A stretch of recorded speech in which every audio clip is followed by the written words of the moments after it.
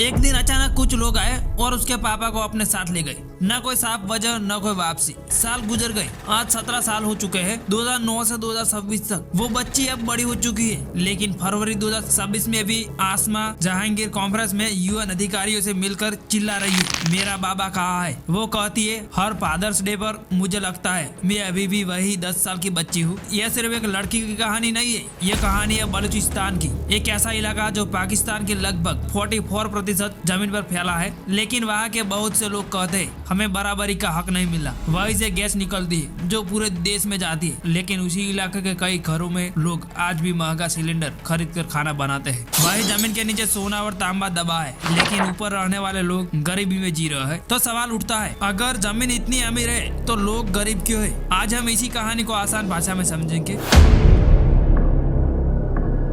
दोस्तों, अगर आप पाकिस्तान का नक्शा देखें तो नीचे बाईं तरफ एक बहुत बड़ा इलाका दिखेगा, बलूचिस्तान। ये इतना बड़ा है कि पूरे पाकिस्तान का लगभग 44% हिस्सा इसी के पास है, लेकिन आबादी सिर्फ 6% लोग ही यहाँ रहते हैं। मतलब सबसे ज्यादा जमीन, सबसे कम लोग और फिर भी सबसे ज्यादा गरीबी। यही से सवाल शुरू होता है। 1952 में डेरा बुगटी के इलाके में गैस मिली। इस जगह का नाम है सुई गैस फील्ड। करीब 17 साल तक पाकिस्तान के आधी से ज्यादा गैस यही से निकलती रही। आज भी देश की बड़ी गैस सप्लाई यही से आती है, लगभग 18 से 23% नेशनल प्रोडक्शन। लेकिन हैरानी की बात यह है, जितनी गैस वहाँ से निकलती है उसका बहुत छोटा हिस्सा ये बलूचिस्तान के लोग इस्तेमाल कर पाते हैं। बाकी गैस पाइपलाइन से दूसरे प्रांतों में चली जाती है। यानी गैस उनकी जमीन से निकली, लेकिन फायदा किसी और को ज्यादा मिला। अब आप खुद सोचिए, अगर आपके घर के नीचे से खजाना निकले और उसका फायदा पड़ोसी को मिले तो आपको कैसा लगेगा? अब बात करते हैं रिको डिक की। यह दुनिया के सबसे बड़े सोना तांबा भंडारों में से एक माना जाता है। सरकार और विदेशी कंपनी रैकिक गोल्ड मिलकर इस पर काम कर रही है। सरकार का कहना है यहाँ से हजारों नौकरियां बनेगी, इलाके की तस्वीर बदल जाएगी। कुछ लोग कहते हैं हाँ अब विकास आएगा, लेकिन कुछ उग्रवादी समूह कहते हैं यह हमारी जमीन है, फायदा बाहर वालों को मिलेगा। जनवरी फरवरी 2026 में हुए हमलों के बाद ब्रिक ने प्रोजेक्ट का फुल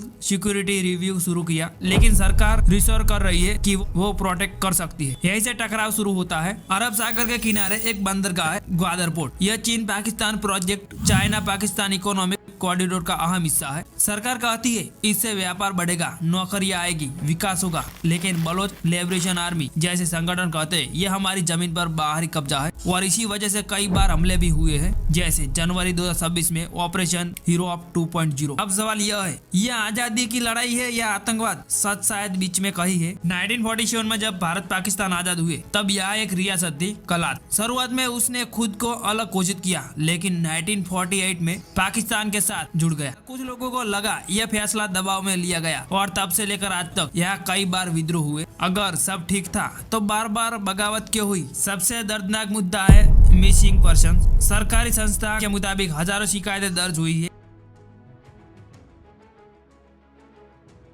जैसे सामिदीन बलोच जो अपने लापता पिता के लिए सालों से आवाज उठा रही है और फरवरी 2026 में यूएन से मिली, और महरंग बलोच जो विरोध प्रदर्शनों का नेतृत्व करती रही है, वो भी थ्रेट अरेस्ट का सामना कर रही है। इन परिवारों के लिए यह राजनीति नहीं है, ये अपने घर का दर्द है। सरकार कहती है हम विकास कर रहे हैं, आतंकवाद के खिलाफ लड़ रहे हैं। स्थानीय लोग कहते हैं हमें बराबरी और न्याय चाहिए। एक पक्ष बंदूक उठाता है, दूसरा पक्ष उसे आतंकवाद कहता है। लेकिन सच क्या है? जब जमीन अमीर हो और लोग गरीब और हजारों गायब हो तो सवाल उठता ही है। हर आंकड़े के पीछे एक इंसानी कहानी है, हर खबर के पीछे एक परिवार का दर्द।